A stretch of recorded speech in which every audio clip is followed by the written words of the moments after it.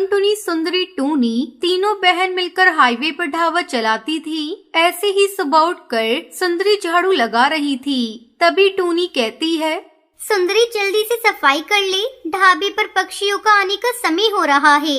और टुनटुनी, खाना पक तो रहा है ना? अरे दीदी आप फिक्र मत करो, सब्जियां तैयार है और आटा गूंद दिया है, बस गरम गरम सेक कर परोसना है ग्राहकों को।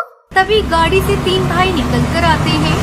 अजी जरा हम 3 भाइयों के लिए एक बढ़िया सा खाना लगा dीजिए। ठीक है, आप थोड़ा इंतजार कीजिए, हम अभी लाते हैं। कुछ देर में तीनों बहनें खाना लेकर जब टेबल पर पहुंचती हैं तो तीनों भाई उनकी खूबसूरती देखकर दीवाने हो जाते हैं। अरे यहाँ पर एक भी मेल वर्कर नहीं है, आप तीनों इस ढाबे को चलाती हैं। आपने बिल्कुल सही समझा, हम तीनों बहनें ही इस ढाबे को चलाती हैं। ये सुनकर तीनों भाई खाना खाकर कहते हैं, आप सबने खाना बहुत ही अच्छा बनाया था, ये लीजिए पैसे, अब चलते हैं। ये कहकर वो तीनों भाई वहाँ से चले जाते हैं और रोज रोज बहाने से उनके ढाबे पर आने लगते हैं।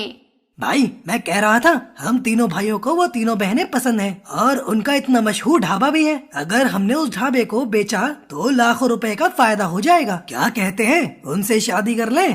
तूने बिल्कुल सही कहा, वैसे भी वो तीनों गवारसी हैं, हमारी चालाकी को समझ नहीं पाएंगी। तीनों पक्षी इन तीनों बहनों को अपनी मीठी मीठी बातों में फंसाकर उनसे शादी कर लेते हैं और शादी का ढोंग रचाते हैं। पैसों के लालच में वो ढाबे पर उनकी कभी कभार मदद कर दिया करते थे। वो ढाबे के पैसों से शराब पीते थे। एक दिन वो अपने ढाबे पर 2 डांसर चिड़िया को लेकर आते हैं। तुम जानती हो ना, तुम्हारे डांस की वजह से ही हम तुम्हें यहाँ लाए। अब यहाँ इतना अच्छा डांस करना कि तुम्हारे डांस से पक्षी इस ढाबे पर खिंचे चले आए। तभी वो डांसर चिड़िया ढाबे के बाहर डांस करना शुरू कर देती है, जिसे देखकर गाड़ी के पक्षी ढाबे पर आते हैं। ये देखकर तीनों बहनें कहती हैं, ये सब क्या है? यहाँ पक्षी अब खाना खाने कम और डांस देखने ज्यादा आ रहे हैं। आप इस चिड़िया को हमारे ढाबे पर क्यों लाए हैं? हमारा ढाबा कोई डांसिंग बार थोड़ी है जो आप इस चिड़िया को लेकर आए हैं। हम अपनी मेहनत के बलबूते पर ढाबा चलाते हैं, प्लीज इन्हें वापस भेज दीजिए। अरे इसमें क्या बुराई है? उसके आने से देखो कितने लोग आ रहे हैं। खाना ना सही, इसके तो पैसे देकर जा ही रहे हैं ना, वो भी ज्यादा। देखिए मुझे ये बात मंजूर नहीं है, आप इस चिड़िया को वापस भेज दीजिए जितना जल्दी हो सके। ये सुनकर वो तीनों भाई गुस्से से कहते हैं, इन तीनों ने हमारी तौहीन की है, हमें बहुत सुनाया है, मन तो कर रहा है जान ले लूं इनकी। अरे सोचना क्या है, मार डालते हैं इन्हें। वैसे भी हमें इनका ढाबा चाहिए था, इन्हें मारने के बाद ही हमारा कब्जा है। ये कहकर वो जबरदस्ती उन तीनों को एक सुनसान जगह पर ले आते हैं और उन्हें बहुत मनाने की कोशिश करते हैं। आपको एक बात समझ नहीं आती है क्या? और वैसे भी हमने आप लोगों को चिड़िया के साथ कई बार देखा है। हम आपकी पत्नी हैं, हमें कितना बुरा लगता है आप जानते नहीं हैं। कौन सी पत्नी? हम तीनों भाइयों को तुमसे कभी प्यार ही नहीं हुआ था। ये सब सिर्फ तुम्हारे ढाबे पर कब्जा जमाने के लिए किया था, जो कि अब हमें मिल जाएगा। इसका मतलब आप सबने हमें धोखा दिया।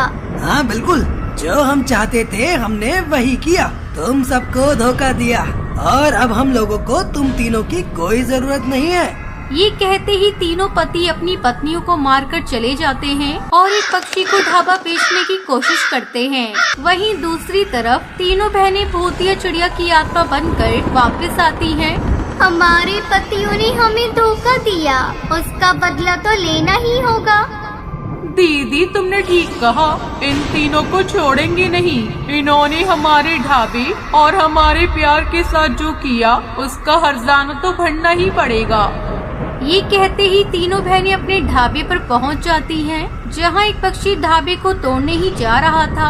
तभी तीनों भूतिया चिड़िया की आत्मा उसे मारकर कहती है, तेरी हिम्मत भी कैसे हुई हमारे ढाबे को तोड़ने की? भूतिया चिड़िया की आत्मा, वो भी 3-3, मुझे माफ कर दो, मुझे मारना मत।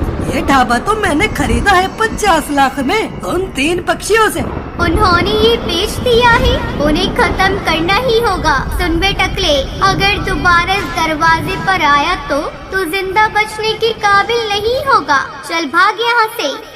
ऐसा कहकर वो तीनों भूतिया चिड़िया की आत्मा अपने ढाबे को तोड़ने से बचा लेती हैं और उन तीनों भाइयों को ढूंढकर मार डालती हैं और कहती हैं, हम मारना नहीं चाहते थे, पर तुमने हमारे साथ बहुत बुरा किया।